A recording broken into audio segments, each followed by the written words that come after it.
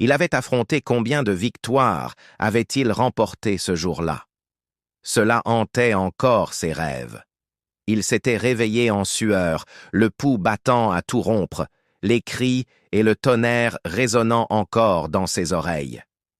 L'alarme avait transpercé la méditation de Gang comme une lame dans la chair. Il ouvrit brusquement les yeux en grognant d'irritation alors que le son strident résonnait dans le hangar. Autour de lui, les autres pilotes s'équipaient et sprintaient vers leurs machines, leurs bottes martelant le pont métallique. Gourin était un zéphon. Comme les humains, c'était un bipède à 2 bras. Il avait la peau grise et de longs cheveux argentés. Gourin était grand et athlétique, avec des yeux dorés perçants et une expression perpétuellement sérieuse. Il portait une combinaison de vol noir élégante, dont les seules parures étaient un insigne argenté indiquant son rang et un emblème doré qui le désignait comme un as du combat Gon. À toutes les unités, ici le commandant Zaku, grésilla une voix grave dans son implant neural. Alerte priorité alpha. Tous les pilotes doivent de s'équiper et se tenir prêts à intervenir immédiatement. Gourin était déjà en mouvement avant que le commandant ait fini de parler, son corps élancé avalant la distance qui le séparait de son gunin. D'un pas long et fluide, l'énorme machine de guerre humanoïde s'éleva au-dessus de lui. Sa surface, métallique sombre, brillait sous les lumières crues du hangar. Du haut de ses 10 mètres, Anormal Gon était impressionnant. Son Mark 9 était 2 fois plus grand, éclipsant les modèles standards qui l'entouraient. Les guns étaient le summum des combinaisons de combat planétaires. Conçues pour la guerre, elles étaient capables de voler à grande vitesse et lourdement armées. Elles disposaient d'une variété d'armes intégrées et leur forme humanoïde leur permettait de transporter et d'utiliser encore plus d'armes. Elles pouvaient être équipées d'équipements spécialisés, s'adapter à tous les terrains et étaient suffisamment solides pour projeter des véhicules ou même des bâtiments avec facilité. Rapport de situation, Gan subvocalisa à travers la liaison neurologique alors qu'il commençait son ascension rapide de l'échelle d'accès. La tension familière qui précède le combat lui nouait l'estomac, mais ses mouvements restaient précis et efficaces. « La bataille ne se passe pas bien, » répondit Zaku d'un ton sombre. « Non, je minimise. Les humains nous bottent le cul. Un quart de notre flotte de défense a été détruite et les humains ont percé le secteur 7CE qui leur a permis d'envoyer des forces terrestres au départ. » Guran atteignit le cockpit et se hissa à l'intérieur, s'installant dans le berceau de l'interface neuronale avec une aisance acquise par l'habitude. Les connexions symbiotiques s'activèrent automatiquement, se propageant à travers son système nerveux comme un éclair liquide à travers le lien. Il pouvait sentir tous les membres de son escouade subir le même processus dans leur propre machine.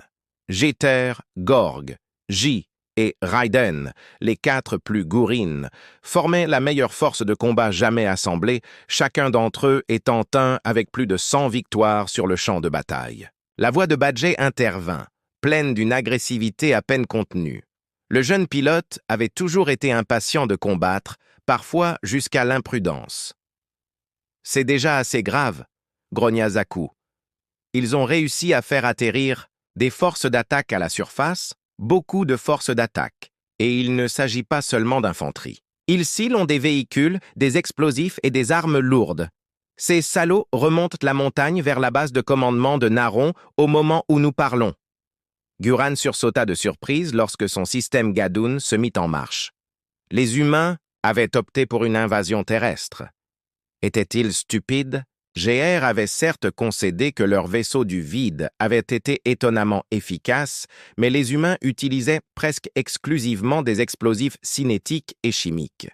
Les Ons n'étaient pas préparés à la force brute et à la précision dont pouvaient en faire preuve les primitifs. À une attaque terrestre, des dizaines d'espèces avaient tenté des assauts terrestres dans le passé, mais tous avaient échoué. La seule chose qui pouvait affronter une arme à feu était une autre arme à feu. Les zones en avaient, pas les humains. C'était aussi simple que cela. Ils essaient vraiment une attaque terrestre, répéta Getter, qui avait pensé la même chose que Guran. Contre nous, ils sont stupides. Qui s'en soucie, dit Gorg. Je n'ai pas eu d'action depuis la bagarre sur Lac 4. Si les humains veulent se battre, je suis ravi de leur en donner. Ne les sous-estimez pas, rétorqua Zaku. Ces humains nous ont surpris à chaque tournant. Leur technologie peut sembler rudimentaire, mais elle ne l'est pas. Leurs armes cinétiques sont tout aussi avancées que nos armes à énergie, voire plus. Quelle que soit la force avec laquelle ils ont atterri, nous pouvons être certains qu'il ne faut pas la prendre à la légère. Les mots du commandant Fit passaient un frisson d'inquiétude dans le lien neural de l'escouade. Gouran pouvait sentir leur tension commune, mélange d'excitation et d'appréhension.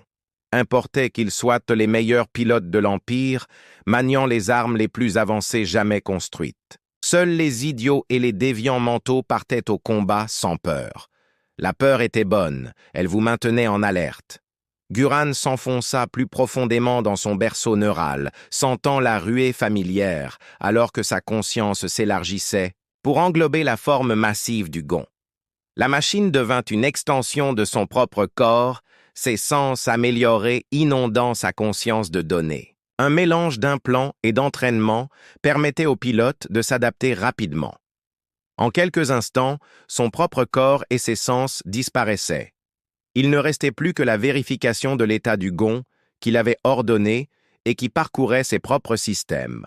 Un par un, les membres de son escouade signalèrent qu'ils étaient prêts via la liaison neuronale. Gouran pouvait sentir leurs gonds s'activer autour de lui, leurs énormes cœurs à fusion vrombissant, les plaques du pont vibrant sous leurs pieds, tandis que les systèmes d'armes se mettaient en cycle et que les servomoteurs communs se pressurisaient. Le Mark 9 de Gouran vrombissait de puissance. Son implant lui permettait de sentir la machine comme si c'était son propre corps, ceux qui lui donnaient l'impression Mark 9 de Gan vrombissaient de puissance. Son implant lui permettait de sentir la machine comme si c'était son propre corps, ce qui lui donnait l'impression d'être un dieu. Dans 60 secondes, le contrôle du hangar annonça à toutes les unités de se préparer au déploiement de combat et de rester vigilantes. Il transmit à son escouade que les humains avaient commis une grave erreur en venant ici et qu'il était temps de leur montrer leur erreur pour l'Empire, répondirent-ils à l'unisson, leur détermination circulant à travers le lien. Enfin, la plupart d'entre eux semblaient déterminés. Gorg était juste excité. L'homme avait prié pour avoir une chance d'utiliser son Mark 9 depuis leur arrivée à la base. Gan avait du mal à se concentrer face à tant de joie non dissimulée, mais alors que le compte à rebours du lancement commençait, il ne parvint pas à se débarrasser d'un sentiment de malaise. Les humains s'étaient toujours montrés imprévisibles. L'Empire les avait poursuivis en espérant une conquête facile, mais les primitifs avaient parvint pas à se débarrasser d'un sentiment de malaise persistant. Les humains s'étaient révélés, imprévisibles. L'Empire les avait poursuivis en s'attendant à une conquête facile, mais les primitifs avaient... Ils se sont avérés bien plus dangereux qu'ils n'en avaient l'air. Aucune espèce n'avait jamais résisté au canon auparavant, mais cela ne signifiait pas que c'était impossible. Alors, qu'est-ce qui se passe? Demanda le commandant J. Y a-t-il d'autres paramètres de mission que détruire tous les humains? La mission est de protéger la base de commandement de Nargon, coupa le commandant Zakua travers le rugissement des moteurs de lancement. ERS. Nous avons 220 canons anti-vide à haut rendement T. Ces canons sont la seule raison pour laquelle nos flottes de défense tiennent bon. Les humains le savent aussi. Toutes les unités qu'ils parviennent à faire atterrir sont en route vers ici. S'ils détruisent les canons, nous perdrons la bataille dans le ciel, et toute la planète sera perdue. Le canon de Jin atterrit avec une force qui fit trembler la montagne. Ses pieds massifs creusèrent de profondes empreintes dans le sol rocheux autour de lui. Son escouade prit des positions défensives, leur silhouette imposante projetant de longues ombres dans le soleil de fin d'après-midi. Les boucliers de 16 canons pouvaient résister à un bombardement d'orbons. Getter transmit l'information. Gon tourna la tête pour scruter la vallée en contrebas. Comment compte-t-il les percer avec des forces terrestres? Les humains ont fait preuve d'une ingéniosité remarquable, répondit Zaku par le biais de la liaison neuronale. Gouran pouvait sentir la frustration du commandant. Il se pouvait qu'il dispose d'une arme dont nous ne savons rien. Peut-être pense-t-il que s'il s'approche suffisamment, ils trouveront un moyen. Dans le pire des cas, ils prévoient de prendre la base, de pirater nos commandes et de retourner les canons contre notre propre flotte. Guran réfléchit à tout cela en étudiant la superposition tactique. La base de commandement de Nargons, dressée au sommet d'une montagne. Des troupes d'infanterie et des canons étaient en train de se retrancher tout le long de la route qui y menait. Des canons sortaient des hangars et se déplaçaient pour les soutenir. Les défenses de la base étaient redoutables. Des couches de boucliers énergétiques protégeaient les énormes canons antivides qui maintenaient la flotte humaine à distance, mais si ces défenses tombaient, toutes les forces terrestres étaient déployées pour protéger la base. Zaku continua. Standard, infanterie lourde et toutes les unités CON disponibles. Votre escouade servira de force d'intervention rapide. Force d'intervention rapide. La confusion de Jig se propagea à travers l'alien neural. Une réponse rapide à ce que ces pauvres bougres n'ont probablement même pas vu auparavant. Nous les écraserons avant qu'ils n'arrivent à moins de 10 km de la base. Vous ne pouvez pas nous laisser hors du combat, protesta Gorg. Allez, commandant, nous venons juste de recevoir le Mark 9, ne me dites pas que je ne vais pas pouvoir m'en servir. Qu'est-ce que j'ai dit à propos de sous-estimer les humains? Le ton de Zaku était si tranchant que tout le monde s'arrêta. Ces salauds et leur cinétique nous ont mis en pièces pendant toute la guerre. Chaque fois qu'on croit les avoir, ils sortent quelque chose de leur cul. Les humains ne sont pas stupides, Gorg. Ils ont des capteurs. Ils savent qu'on est ici. Ce n'est pas parce qu'ils n'ont jamais combattu de bon Dune qu'ils n'ont pas de plan. Le commandant a raison. Gan transmit à son escouade, nous avons sous-estimé ces humains à chaque fois. Ça suffit maintenant. Il leva son arme à hauteur d'épaule et balaya les abords de la base avec ses capteurs. Et alors, demanda Jeon, est censé rester ici jusqu'à ce que les humains fassent une connerie? C'est exactement ce que vous allez faire, dit le commandant. Vous êtes nos meilleurs pilotes, aux commandes de nos meilleurs mecs.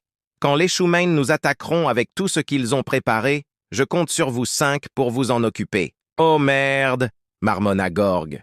Il parlait probablement tout seul, mais la liaison neuronale transmit ses paroles à Gurin. Jen pourrait jamais jouer avec ce truc via la liaison neuronale, pensa-t-il.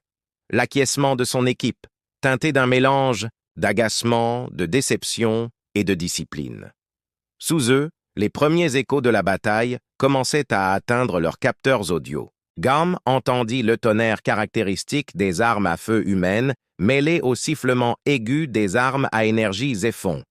Guran lui-même commençait à se sentir mal à l'aise. Le commandant Zaku pensait que les Shumain avaient un tour dans leur sac, tout comme Gan. La vraie question était de savoir quel était Seth quand il comptait appuyer sur la gâchette. Guren resserra sa prise sur son fusil à faisceau. Malgré la puissance impressionnante de leurs armes, Gan ne pouvait s'empêcher de penser que les choses allaient mal tourner. Guran regarda les humains gravir la montagne. La plupart d'entre eux étaient à bord de grosses machines à roues légèrement blindées et sans armes lourdes. Les transports de troupes étaient des machines plus petites, dont véhicules plus petits avaient un blindage plus épais et chacun d'entre eux était équipé d'une tourelle armée à son sommet. L'infanterie Zéphon tirait déjà sur eux et les humains ripostaient. « Ils sont en train de massacrer nos gars », se plaignit Gour. « Nous devrions intervenir. »« Permission refusée », répondit le commandant Zaku avec une clarté cristalline. « Laissez les autres Kadun s'occuper des troupes au sol. Votre travail consiste à faire face à toute menace inattendue. Que les humains pourraient déployer vos Mark 9 sont nos unités les plus avancées. Nous ne pouvons pas nous permettre que vous soyez ralentis. » Alors que le commandant parlait, des dizaines de mitrailleuses standards passèrent en sprintant devant l'escouade 10 de Guran, des méchas roulants à 90 km/h. C'était un spectacle impressionnant. Les Shumain allèrent passer une très mauvaise journée. La machine massive de Gan dominait les canons standards déployés autour du périmètre de la base. Le Mark 9 était un chef-d'œuvre de l'ingénierie zéphonienne, 20 mètres d'alliage avancé et d'armement mortel. Sa forme humanoïde était élégante malgré sa taille, recouverte de plaques d'armure superposées qui pouvaient repousser la plupart des armes à énergie. Grâce à la liaison neuronale, Guran pouvait sentir chaque système fonctionner à son rendement maximal. Le cœur de fusion vrombissait d'une puissance à peine contenue, tandis que des muscles hydrauliques capables de soulever des centaines de tonnes se contractaient en douceur. Le fusil à faisceau monté sur son bras droit pouvait transpercer le blindage d'un cuirassé, tandis que le bouclier énergétique de son bras gauche pouvait dévier même les tirs d'armes lourdes. « Amenez-la, Gorg !» ordonna Guran. « Prenez des positions sur les hauteurs ici et ici. » Guran marqua des points de repère sur leur écran tactique. G-Raiden établit des positions de tir pour couvrir les approches de la vallée et surveilla les manœuvres de contournement. Son escouade se déplaçait avec une grâce fluide malgré sa taille énorme. Les tirs contrôlés de leurs propulseurs, à réaction pour prendre position. La suite de capteurs améliorés du Mark 99 fournissait à Guran des informations en temps réel. Il pouvait voir les schémas de mouvement, les signatures thermiques 7, les émissions électromagnétiques. Il observa les humains terminer leur escarmouche avec les défenseurs de tête. Les créatures quittèrent leur transport à sabots et remontèrent la montagne en groupes disciplinés. Les humains s'avançaient prudemment, leurs forces réparties sur plusieurs vecteurs d'approche. Ça ne va pas. Transmettez-lui, transmis sur leur canal privé. Pourquoi s'engagent-ils dans un assaut au sol? Ne voient-ils pas les gonds qui arrivent? Ne savent-ils pas ce que cela signifie? Peut-être pensent-ils pouvoir les vaincre, suggéra J d'un ton dubitatif. Peut-être ont-ils une sorte d'arme anti-Gadoun. Soit ça, soit ce Gorg mort est en train de gun s'installer en position derrière une crête. Soit ils sont encore plus stupides que nous. Il pensait que la réponse de Guren n'était pas ferme. Le commandant Zaku a raison. Ils nous sont surpris trop souvent. Ils doivent avoir prévu une contre-mesure. Il élargit la portée de ses capteurs à la recherche de quelque chose d'inhabituel. Gardez les yeux ouverts. Quoi qu'ils préparent, nous serons prêts.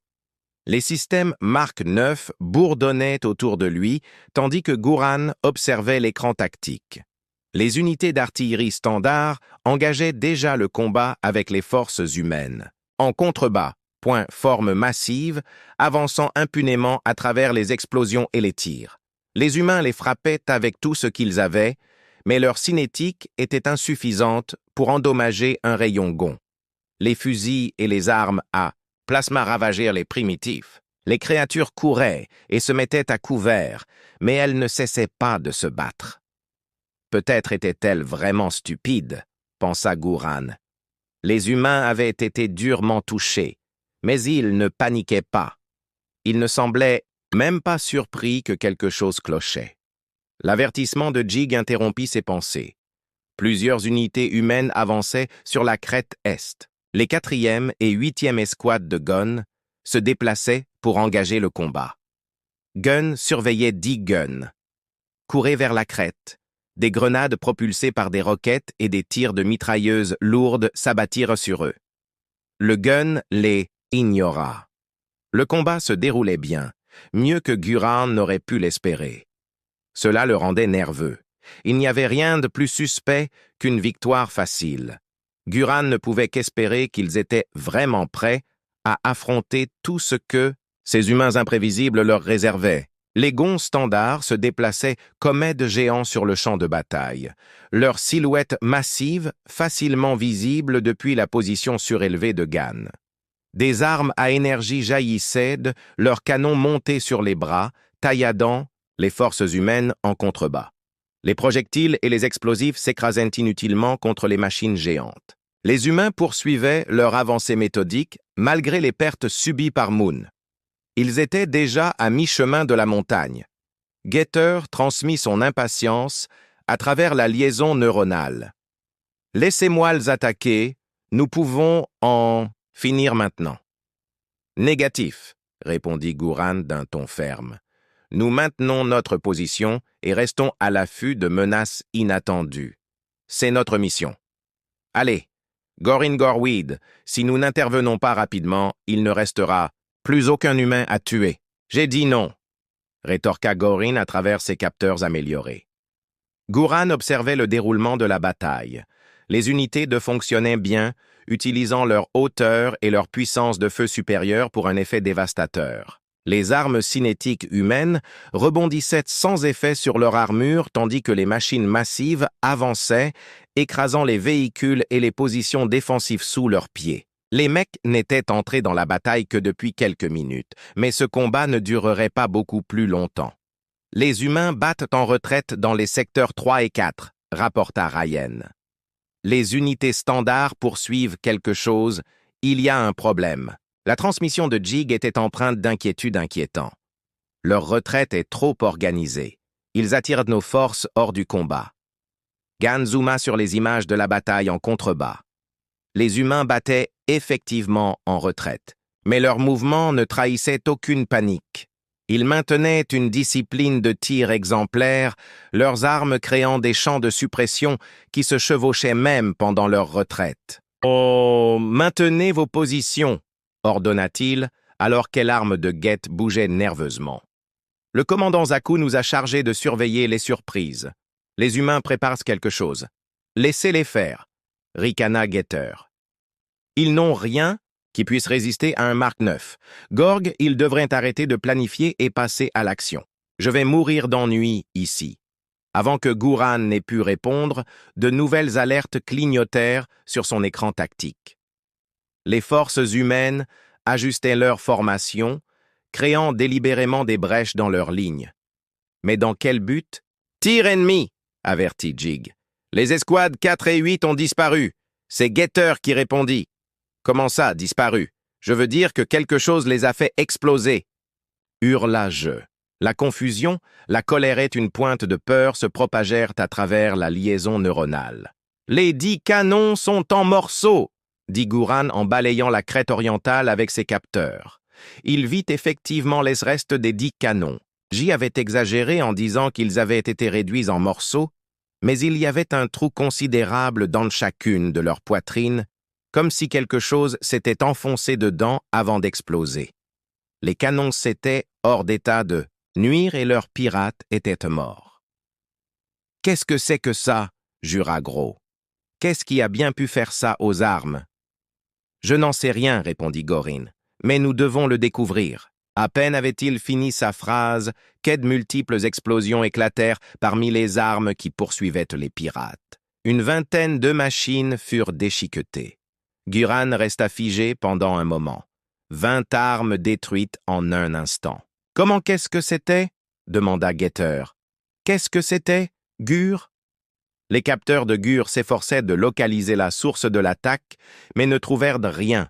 Qu'est-ce qui les frappait? Un bombardement orbital? Une arme spéciale? De l'infanterie humaine? Ou était-ce autre chose? Le commandant Guran transmettit à Zaku. « Nous avons besoin du reste de sa transmission. » Mais ces paroles furent couvertes par de nouvelles explosions, alors que d'autres guns commençaient à tomber. La bataille tournait rapidement à leur désavantage, pas en leur faveur. La transmission de Scott Gorg était empreinte d'incrédulité. « C'est vrai, Scott. De nouvelles armes ne devraient pas être capables de... » Une autre explosion l'interrompit, puis une autre, et encore une autre. Des guns étaient pulvérisés partout où Gurin regardait. Leur armure n'offrait aucune protection contre ce qui les frappait. Grâce à ses capteurs améliorés, Guran regardait avec horreur les puissantes machines de l'Empire Zéphon commencer à tomber. Les tirs étaient précis, mais il se passe besoin de l'être. Ce qui déchiquetait les guns frappait plus fort que le fusil à rayon de Gan. Personne ne pouvait rester opérationnel après avoir pris un tel coup. « Que se passe-t-il » demanda J. « Que fait le Druss » insista Kinetics Getter. « Ça doit être lui, mais d'où » Les systèmes tactiques de Gan avaient du mal à localiser la source des attaques. Quoi que les humains l'utilisaient, frappait, bien au-delà de la portée de toutes les armes qu'ils avaient rencontrées auparavant. Le commandant Zaku Guran transmit via sa liaison neuronale. « Vous voyez ça? D'autres canons tombaient, alors que les armes mystérieuses continuaient leur travail mortel. L'avance organisée était transformée en chaos, les pilotes essayant désespérément de trouver un abri qui n'existait pas. Les puissantes machines de guerre de l'Empire Zéphon étaient systématiquement détruites par un ennemi qu'ils ne pouvaient même pas voir. Là, La retraite prématurée prenait soudain tout son sens.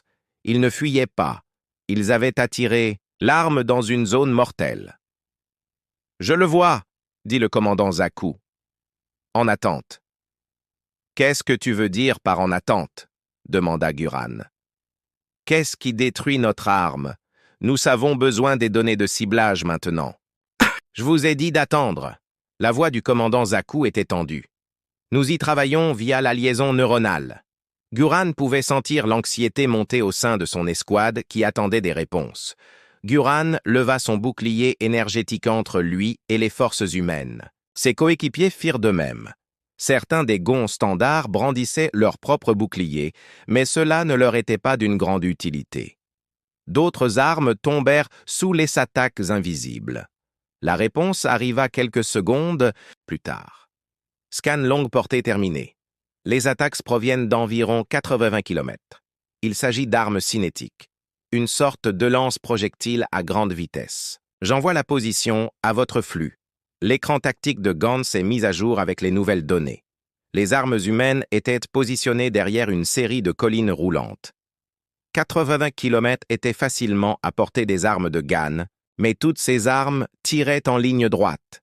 S'ils n'avaient pas de ligne de mire, ils ne pouvaient pas les atteindre. Ces salauds avaient soigneusement choisi leur position pour pouvoir frapper les forces de Zéon Sens, craindre de représailles. « Comment font-ils pour nous atteindre d'ici » demanda-je en regardant une autre arme exploser. « Ils n'ont même pas de ligne de mire. Ce sont des armes cinétiques. GTR semblait lever les yeux au ciel. Ils peuvent simplement lancer ces engins par-dessus la colline et laisser la gravité les ramener vers nous. Vers nous. La question est plutôt de savoir comment ils nous visent avec une telle précision, dit Raiden. Des munitions guidées, peut-être, admit le commandant Zaku. Mais ils éliminent systématiquement nos forces terrestres. Ces canons doivent être neutralisés immédiatement grâce à ces capteurs améliorés. Guran suivit la trajectoire des tirs. Maintenant qu'il savait ce qu'il devait chercher, les projectiles n'étaient pas si difficiles à voir. Ils étaient rapides, trop rapides. Les obus métalliques étaient remplis d'explosifs et ils descendaient vers leur cible plus vite que la gravité ne pouvait l'expliquer. Peut-être étaient-ils vraiment guidés. Guran n'en avait encore raté aucun. L'Empire Zeu avait gravement sous-estimé la technologie militaire humaine. Il disposait d'armes capables de transpercer les blindages comme du papier, d'ajuster leur trajectoire en fonction de la gravité, du vent et de la friction pour atterrir avec une précision parfaite à plus de 80 km de distance. Le commandant Zaku avait déclaré que les humains étaient peut-être aussi avancés que l'Empire. Guran commençait à penser que c'était un vœu pieux. La technologie que ces salauds utilisaient dépassait tout ce qu'il aurait pu imaginer. L'escouade Guran transmettit sa décision. « Préparez-vous à partir. Nous devons détruire ces armes tant qu'il nous en reste encore.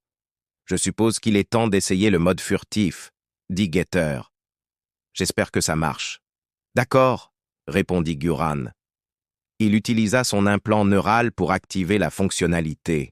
Que l'Empire essayait de construire une fonctionnalité de furtivité adéquate depuis des années, mais les Mark 99 étaient les premiers à en être équipés. L'arme de Guran disparut de la vue lorsque les manipulateurs d'EM courbèrent la lumière autour de lui.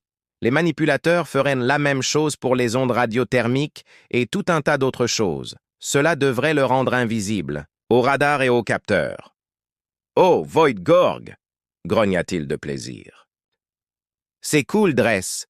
On ne peut pas le garder longtemps, » lui rappela Guran. En plus de dévier les ondes électromagnétiques, la furtivité piégeait également tout le bruit, la chaleur et les radiations produites par son gond. Il pouvait déjà sentir la chaleur monter. S'il restait furtif plus d'une minute ou deux, il cuirait vivant. « Partons. Nous ferions mieux de faire vite. » Guran activa ce propulseur à réaction. Son dispositif de furtivité luttait pour compenser la rafale de tir. Et la propulsion. La température d'Angon grimpa en flèche. Il prenait un gros risque en utilisant la furtivité en vol. Mais Gan voyait pas d'autre choix. Si ses canons continuaient à tirer, il n'y aurait bientôt plus aucun canon pour défendre la base de Nargon. L'escouade de Gan réduisit rapidement la distance. 60 kilomètres furent parcourus en moins de 20 secondes. L'escouade vola plus haut, ce qui leur permit de voir les armes derrière les collines. Guran aperçut pour la première fois les choses qui tuaient ses forces. Ce qu'il voyait n'avait aucun sens.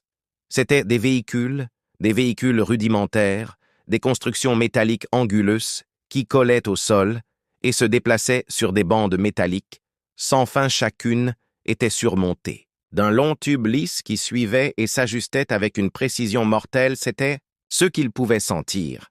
Ren fronça les sourcils à travers sa liaison neuronale. Ce sont des véhicules à combustion. Ils n'ont même pas de noyau de fusion. Ces choses étaient extrêmement primitives. Pas d'armes à énergie, pas de noyau de fusion, pas d'interface neuronale, juste du métal et des propulseurs chimiques. C'était le genre de choses que Guran aurait attendu d'une civilisation préspatiale. Et pourtant, elle décimait la fierté de l'armée Zephon avec une efficacité impitoyable. « Ça ne peut pas être leurs armes principales », transmit Getter, incrédule. Elles sont tellement basiques. Les systèmes tactiques de Gan racontaient une histoire différente. Les véhicules humains étaient primitifs. Même les tubes surdimensionnés des canons au sommet n'étaient que du métal brut. La technologie semblait ridiculement simple, mais ce n'était pas le cas. Les longs tubes de leurs lanceurs cinétiques pouvaient s'élever et pivoter à une vitesse surprenante. Leurs mouvements étaient précis. Guran soupçonnait que leur système de ciblage était encore plus avancé que les siens. « Ce ne sont que de grosses voitures équipées de canons, » dit J. « Comment ces engins peuvent-ils détruire nos canons? Ils ne sont pas aussi rudimentaires qu'ils en ont l'air. » Répondit Ryan. Au moment où il prononçait ces mots, les longs tubes tonnèrent. 20 autres canons étaient sur le point d'exploser. La cadence de tir n'est pas si rapide, une fois toutes les quelques secondes. J'envoie un scan à la base, dit Guran. Il regarda les machines rudimentaires mais mortelles continuer leur travail. Elles étaient plus petites que les Guns, mais leur blindage semblait épais et incliné à des angles précis. Certaines avaient des plaques de blindage supplémentaires, tandis que d'autres étaient hérissées d'armes plus petites en plus de leurs canons principaux. « Il faut arrêter ces choses, » déclara Guran. « Approchons-nous rapidement et frappons-les pendant que nous sommes encore en mode furtif, » répondit Getter avec enthousiasme. « Montrons à ces humains ce que les Mark 9 peuvent vraiment faire. »« Doivent être arrêtés, » déclara Guran. « Allons-y, rapprochons-nous. Vite, frappons-les tant que nous sommes encore en mode furtif, d'accord ?» transmettit Getter avec empressement. Montrons à ces humains ce que les Mark 9 peuvent vraiment faire. Mais alors que Guran regardait d'autres Guns exploser sous le feu incessant des humains, il ne pouvait se défaire d'un sentiment de doute grandissant. Les humains les avaient déjà surpris à plusieurs reprises. Quelles autres surprises est-ce? Machine d'apparence si simple? L'escadron Mark 9 s'élança en avant en quelques secondes. Ils restèrent en suspension dans les airs à quelques kilomètres seulement des véhicules humains, leurs propulseurs à réaction les maintenant à altitude. De près, les machines primitives semblaient encore plus archaïques, avec leurs angles vifs et leurs chenilles apparentes, bien loin de la sophistication élégante de la technologie Zephon. Cela devrait être à portée de nos fusils à faisceau, transmis un système de visée de gun se verrouillant sur l'un des chars. Autorisation de commencer la fête, répondit Guran, mais restez vigilants, ces engins se sont déjà révélés plus dangereux qu'ils n'en ont l'air. Le fusil à rayon de Jig tira un rayon qui frappa directement un char. Le blindage du véhicule devint rouge vif, mais ne céda pas avant que Jig puisse tirer à nouveau. Plusieurs chars braquèrent leurs canons principaux vers sa position à une vitesse surprenante. L'air se remplit de tonnerre. Lise désagrégea.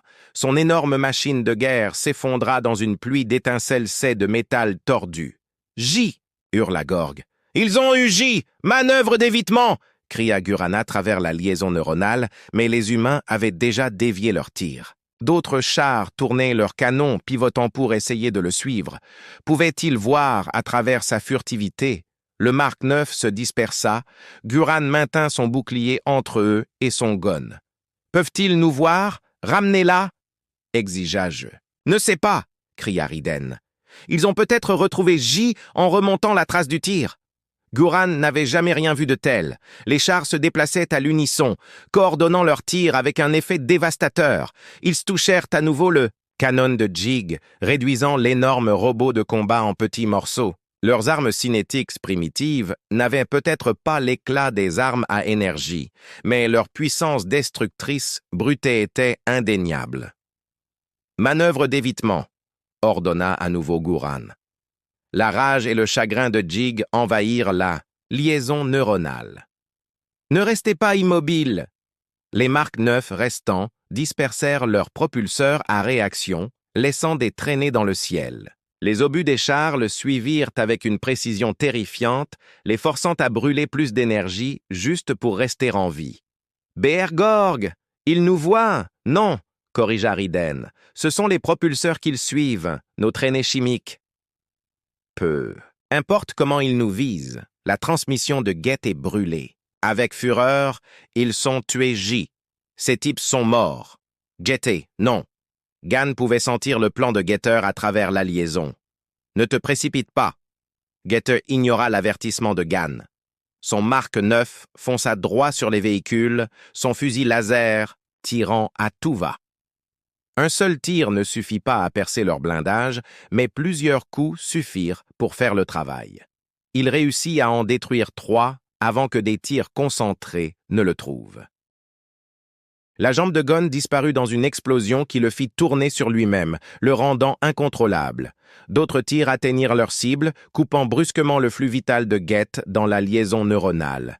Guringorg et Raiden contre-attaquèrent. Ils gardèrent leur distance, volant aussi vite que leur propulseur le leur permettait. Leurs fusils à rayons faisaient pleuvoir le feu sur les véhicules humains, mais ces salauds étaient trop rapides. Mouvement. Ils ne pouvaient pas rivaliser. Avec la vitesse d'un gun volant, mais ils roulaient à près de 81 km/h et slalomaient sauvagement. Les véhicules continuaient d'être touchés, mais il était beaucoup plus difficile de toucher 2 fois au même endroit, et c'était le seul moyen de percer leur armure. Pire encore, ils ripostaient avec précision. Ils touchèrent Raiden en premier. Des tirs précis démantelèrent littéralement son arme, pièce par pièce. Gorgil tarda encore 30 secondes avant qu'une balle ne pénètre dans son cockpit. Jin était tout ce qui restait. Son Mark IX volait désespérément dans les airs, mais il savait que c'était sans espoir. Il réussit à en abattre 2 autres avant que sa chance ne tourne. Une balle lui effleura la jambe, envoyant son gond dans une rotation incontrôlée. Des alertes clignotèrent sur son interface neuronale alors que d'autres tirs atteignaient leur cible. Guran replia son bouclier énergétique presque pour couvrir son cockpit, ce qui lui a sauvé la vie, mais cela n'a pas suffi à sauver son gond. Les humains l'ont pulvérisé. La connexion neuronale de Gébur a été coupée lorsque les dégâts ont submergé son système nerveux. Il était inconscient avant que sa War Machine en ruine ne touche les sols. « Encore un !» cria le caporal Fuller alors que le dernier Mark IX s'écrasait au sol. Les mains du chargeur bougeaient déjà, glissant une autre cartouche dans la brèche avec une dextérité acquise par l'expérience. « Je pense que c'est le dernier. Bien tiré, sergent Stein !» répondit le tireur depuis sa position, les yeux rivés sur le site. « Remettons-nous au combat. Il y en a encore plein de modèles standards près de la base. » Le soldat de première classe John ajusta légèrement leur trajectoire. Les chenilles du char avalèrent le terrain accidenté avec facilité. « Des robots géants !» dit-il en souriant. « Je n'arrive pas à croire qu'on se bat contre des robots géants. Je me sens comme un super-héros. J'ai toujours voulu avoir mon propre robot géant. » rêvait Fuller en sécurisant le rack de munitions. « Depuis que je suis gamin. Eh bien, en faire exploser un, c'est presque aussi bien, non ?» J'y ris tout. En vérifiant leur position par rapport aux autres chars de leur formation, Fuller réfléchit. « C'est drôle, tu sais. Les gros robots sont presque impossibles à arrêter dans les dessins animés. Les chars sont inutiles contre eux. On peut se concentrer, s'il te plaît ?» ordonna Stein d'un ton sec. « La bataille n'est pas encore terminée. Ces canons ne vont pas se détruire tout seuls. » Sergent, ce n'est pas vrai, répondit Fuller, les mains déjà occupées à charger une nouvelle cartouche. Je dis juste que c'est un peu irréel. Les chars battent les robots géants, les robots chars battent tout, déclara J.N. avec assurance, tout en manœuvrant pour prendre une nouvelle position. De tir, je pourrais faire ça toute la journée.